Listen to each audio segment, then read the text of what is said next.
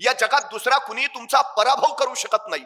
या जगात तुमच्यावर मर्यादा फक्त तुम्हीच घालू शकता, तुमच्यावर बंधनं फक्त तुम्हीच घालू शकता आणि तुमचा पराभव फक्त तुम्हीच करू शकता. ही सगळ्यात मोठी वस्तुस्थिती आहे. पराभव पहिल्यांदा रणात होत नाही, पराभव पहिल्यांदा मनात होतो. जी माणसं मनानं पराभूत असतात ती रणात जिंकूच शकत नाहीत, आणि जी माणसं मनानं जिंकलेली असतात ती रणात पराभूतच होत नाहीत. ही सगळ्यात महत्वाची वस्तुस्थिती आहे.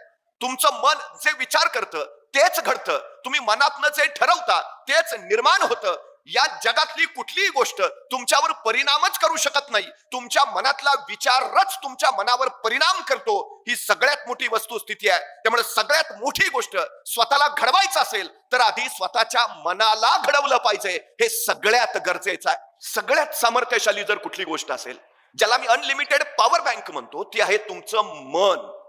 सगळ्यात महत्वाची गोष्ट, ताकदवान मन. एका कैद्याला मृत्यूदंडाची शिक्षा झाली. आता मृत्यूदंड देणं म्हणजे त्याला फासावर चढवणं, पण काही शास्त्रज्ञांना प्रयोग करायचे होते.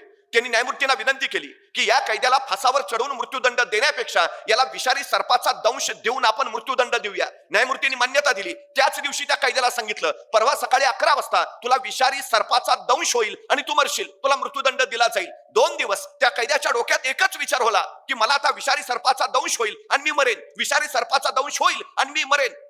मृत्यूदंडाची वेळ जवळ आली. 10 वाजले. सगळे शास्त्रज्ञ, ते सगळे अधिकारी गोळा झाले. त्या कैद्याच्या डोळ्यावर पट्टी बांधली आणि त्याला सांगितलं, आता काही क्षणात तुला विषारी सर्पाचा दंश होईल आणि तू मरशील. पण प्रत्यक्षात त्याला विषारी सर्पाचा दंश करायच्या ऐवजी शास्त्रज्ञांनी 2 टाचण्या घेतल्या आणि 2 टाचण्या त्याला टोचल्या. त्याला वाटलं झाला, विषारी सर्पाचा दंश झाला.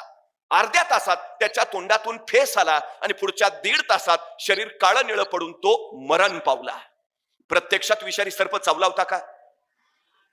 विषारी सर्प तुम्हाला मारत नाही, तुमच्या मनातला विचार तुम्हाला मारून टाकतो. ही सगळ्यात महत्वाची गोष्ट आहे. तुम्ही सकारात्मक विचार केला तर सगळं सकारात्मक घडेल, तुम्ही नकारात्मक विचार केला तर नकारात्मकच घडेल. हे सगळ्यात आणि सगळ्यात महत्वाचं आहे. तुम्ही कोण आहात काही फरक पडत नाही, तुम्ही विचार काय करता याने फरक पडतो. तुम्ही आता कोण आहात काही महत्वाचं नाही, तुम्ही उद्या कोण बनणार ते सगळ्यात आणि सगळ्यात महत्वाचं आहे. तुमच्या मनात ठरवून घ्या, मला काय व्हायचंय, काय व्हायचंय. जे ठरवाल ते तुम्ही होणारच. जगातली कुठलीही शक्ती त्याला रोखू शकत नाही. ही गोष्ट पहिली लक्षात असू द्या.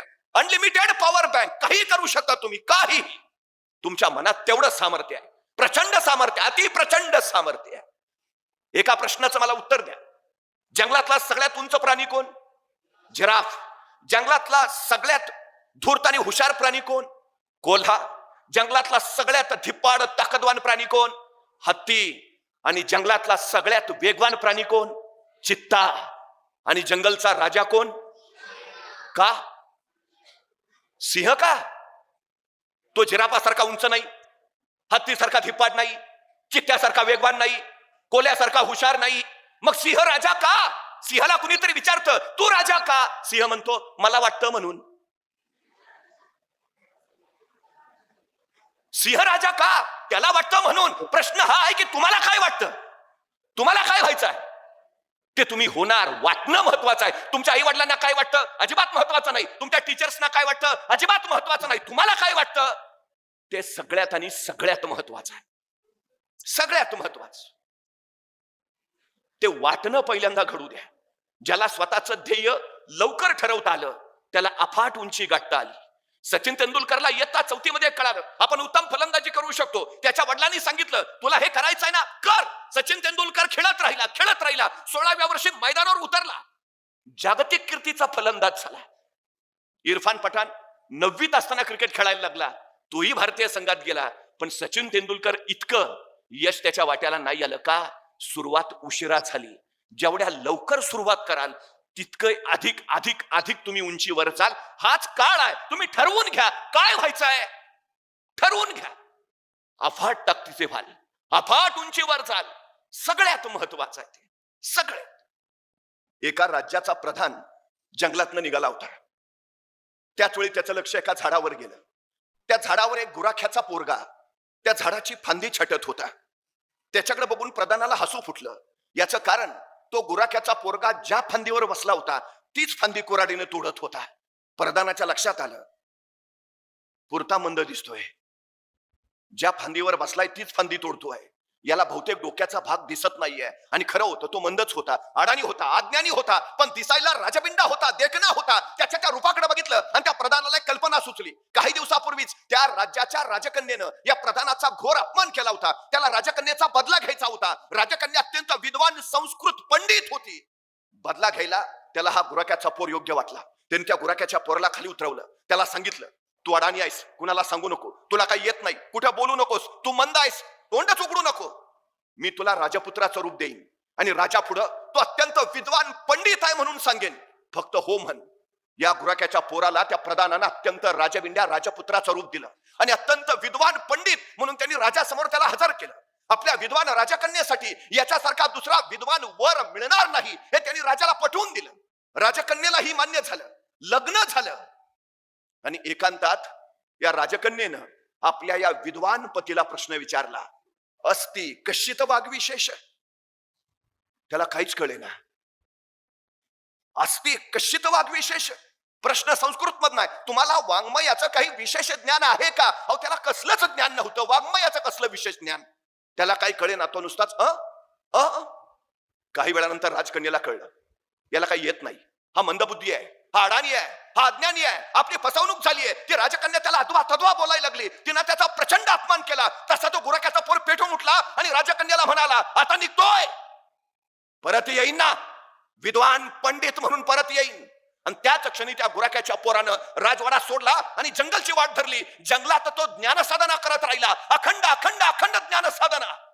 काली मातेच्या मंदिरात ज्ञानसाधना केली म्हणून कालिदास झालेला तो गुराख्याचा पोर कवी कुलभूषण महाकवी कालिदास ठरला. गुराख्याचा पोर जर कवी कुलभूषण होत असेल तर या जगात कुणाला कसलीच अडचण नाही.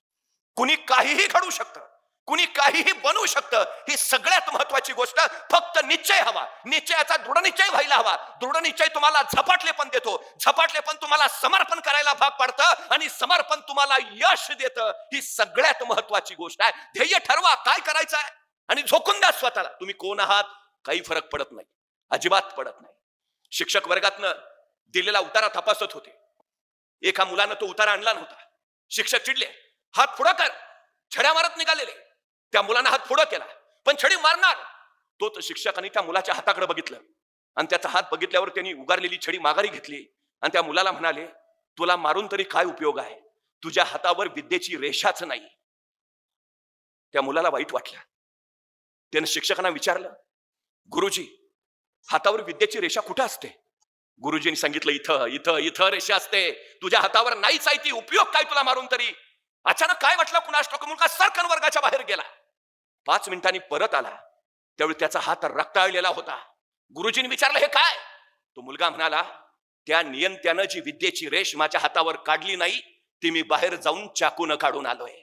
आता मला विद्या घेण्यापासून कुणी रोखू शकणार नाही, कुणीच रोखू शकणार नाही. हातावर विद्येची रेष काढणारा तो मुलगा पुढे व्याकरणाचार्य पाणिनी म्हणून प्रसिद्धी झाला. अशक्य काय आहे? अशक्य काय आहे? काही काही काही अशक्य नाही, अजिबात नाही. तुमच्याकडे काय आहे काय नाही याच्याही पेक्षा तुम्हाला काय वाटतं हे महत्वाचं आहे, सगळ्यात महत्वाचं. खर तर मन सामर्थ्यशाली इतकं असतं, त्या मनाचं सामर्थ्य इतकं प्रचंड, तुम्ही काहीही करू शकता. एक मुलगा जो आंधळा होता, दिसतच नव्हतं त्याला, आंधळा आहे कामाचा नाही म्हणून त्याला घरातल्यांनी सरळ हकलून दिला. पण तो भगवान श्रीकृष्णाची उत्तम अभंग रचना करायचा. त्याचा आवाज अत्यंत इतका गोड की साक्षात भगवान श्रीकृष्ण प्रकट व्हावेत की काय असा भास त्याच्या शब्दातून होत राहायचा. पण घरच्यांनी हकलून दिलेला. रस्त्यावरच्या एका झाडाखाली बसून भगवान श्रीकृष्णांचे अभंग म्हणायचा.